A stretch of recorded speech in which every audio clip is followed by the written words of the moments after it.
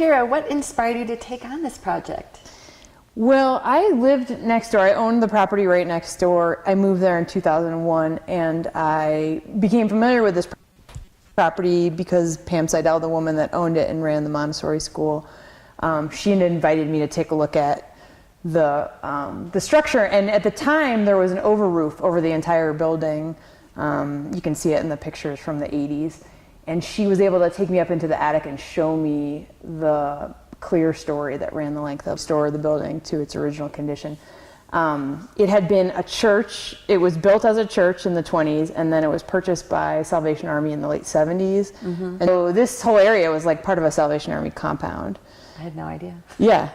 This was in the 80s and 90s, I think. And then so, you know, it was kind of her dream to someday be able to restore the property. And I just sort of accidentally got into historic preservation. I'm an attorney and I worked for the public defender in downtown, and just, you know, it was the late 90s and early 2000s, and there was great real estate available for not very much money. And so I just sort of stumbled into historic preservation. And that's great. What were some of the obstacles that you had to overcome? The building is within the historic district, so there are really strict rules about what you can do, particularly to the exterior of the building. Right. You're essentially, you know, everything you do has to be approved by the Historic Landmark Commission.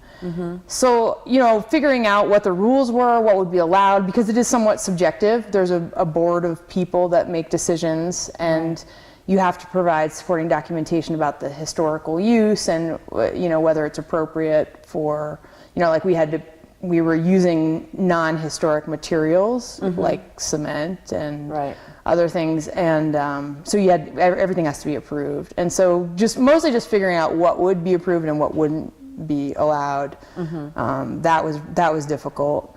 But luckily we did have Eric Koslow from Ben Design had been through this process many times, and he was able to you know, present it to the Historic Landmark Commission in a comprehensive form so that we were approved our first time through, which was, and then other obstacles were that we were up against, we knew we wanted to use it as a short-term rental, and so we were up against the restrictions with respect to the new rules about short-term rentals.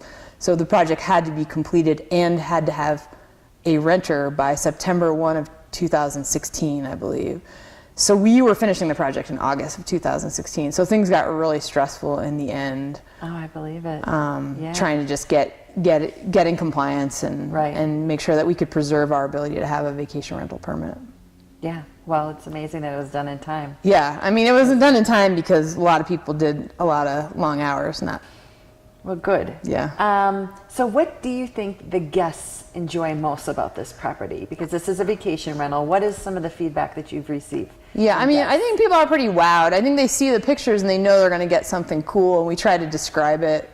You know, it's a church, you know, and not many people get to stay in something that was a church. Right. So I think there's that novelty of staying in something that is being, you know, repurposed in that way. But I think they like the same things that they like about other houses in this neighborhood. The location is nice. Right. It's pet friendly. I think people like to be able to bring their pets. It's kid friendly. And, you know, I think it's like part of Bend history. And so